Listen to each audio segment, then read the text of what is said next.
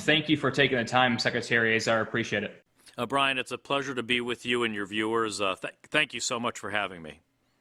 We are seeing case increases in more than half the country right now, including new records of daily cases here in Michigan.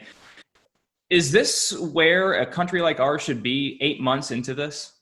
Well, Brian, it's important to look what's happening in the United States as well as what's happening in other Western democracies. We are seeing increases in cases, and we believe that they're driven by people moving indoors. As the weather has gotten colder, we're losing the natural social distancing that happens from outdoor activities and people being out in the warm air. But we're seeing the exact same thing in Western Europe. In fact, today, Western Europe is experiencing new coronavirus cases at 31% higher than the United States per million, and they have higher restrictions, and they do not have as robust a testing system as we do, where we actually seek out and find asymptomatic people and include them in our positive test results. But keeping the focus here and trying to compare ourselves with ourselves, here in Michigan, we have a 40% increase in new cases the last 7-day rolling average versus the previous week. So testing is up, yes, but experts say that doesn't account for the change. So at this point, can we control this?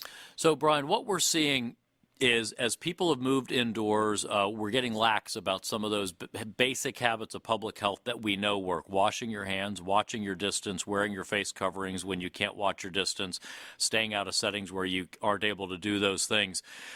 It's just, we know this works. We've seen it in Phoenix. We turned Phoenix around completely with those basic measures. And I know people are tired. They're tired here. We've seen it in Detroit. We were one of the heaviest hit very early in this thing, and it went down significantly, but now it's changing. And it's because of our behaviors, because people have gotten tired. And as we move indoors, we've got to remind ourselves these things work. If we'll keep that basic distance, and when we can't, putting that face covering on, it protects you and it protects your family members from this virus. And the reason it's so important is we need to keep our cases down, so we keep people out of the hospital, so we keep reducing our mortality levels here in the United States.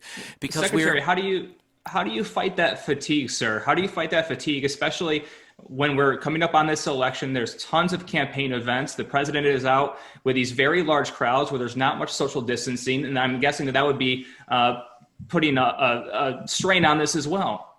Brian, the American people can get back to work. They can be back to school, back to worship, back to healthcare, but also back re-engaged in their public and civic life. Our recommendations are the same for any setting, and it's empowering, which is washing your hands, watching your distance, and putting on your face cover when you can't watch your distance enables you to do that. We saw that Monday night when at the White House for Justice Barrett's swearing in, social distancing was required, face coverings were required, and we saw that example there, and people need to do that. We ask people to do that in whatever setting they're in.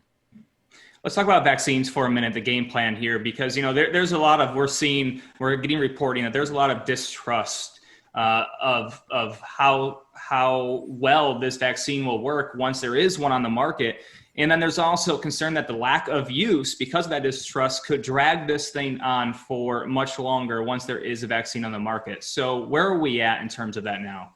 So we have right now 6 companies that we have contracted with or invested in through Operation Warp Speed with vaccines. 4 are in late stage clinical trials. 2 of them, Pfizer and Moderna, are almost fully enrolled, and we could get data at any time out of those trials. What your viewers should be reassured by is there are so many independent checks in this system to ensure that these are science, evidence, data-based decisions that will be made by career people at the FDA, which is the global gold standard for approving vaccines and drugs, and that should give everybody confidence through a transparent, data-driven process. Then how do we implement it? I was talking with pharmacists at my local CVS that's concerned that once this thing comes out, everybody and their brother will want one, right? And that's the goal, is to have everybody get this vaccine once it's available. But then is there any room for any of the other duties that pharmacists have if there's going to be a line out the door for days and weeks at your local CVS or Rite Aid or your pharmacy? Well, I think you've got a fundamental misunderstanding of the process here. Thanks to the president, what we're doing is, even as we're doing the clinical trials to prove the safety and efficacy of these vaccines, we're literally making millions of doses of these vaccines concurrently. That's never been done before. But we will still have limited supplies once the FDA makes the decision to approve a vaccine. Those will go to the highest priority, most vulnerable groups where they can have the best impact through a very tightly controlled distribution system that we have set up, including working with CVS and Walgreens to get vaccine to seniors in nursing homes. So it'll be a very tightly controlled process. We'll have vaccine, we believe, by the end of December, enough for our most vulnerable people, by the end of January for our senior citizens, healthcare workers, and first responders, and by the end of March to early April for all Americans who'd like a vaccine. And that's going to be on a rolling basis, of course. Those aren't just single events, but as they come off of production, they'll be made available through a very tightly controlled distribution system.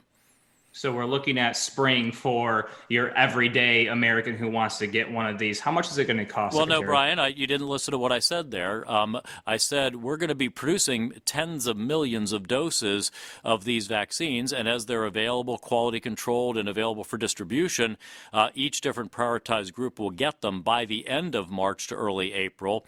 That's when there would have been produced enough for every American who would like them, but they're going to be getting vaccinated as we go. As soon as vaccine is available, we'll move to additional prioritized groups within the United States. Okay, so I guess then let me rephrase the question, sir, is when will anybody that wants one be able to get it? Do we have a time frame for that? Well, as I told you, we expect that by the end of March to early April, we will have enough vaccine for any American who would like one. But before then, we're going to have on a rolling basis, starting in December, vaccine available for prioritized groups on a ever-increasing amount as they come off of the production lines. Understood that you're going to prioritize the elderly, the people that might be negatively impacted by the virus stronger than others. What is the price point going to be for this? Free. To everyone, including after those priorities, including once it's past the priority to anybody that wants it in Free. March, April? Free. Free. The United States government is buying this vaccine. It will be free to the American people. There will be no cost of administration to the American people. There will be no co-payments for the American people. Free. Secretary Azar, I really appreciate the time. Is there anything else that you want to make sure that our viewers are aware of about any COVID-19 updates here in Michigan, across the country, as well as the vaccine process? No, thank you very much. It was good to be with you. Really appreciate your time. Thank you, sir. Bye-bye.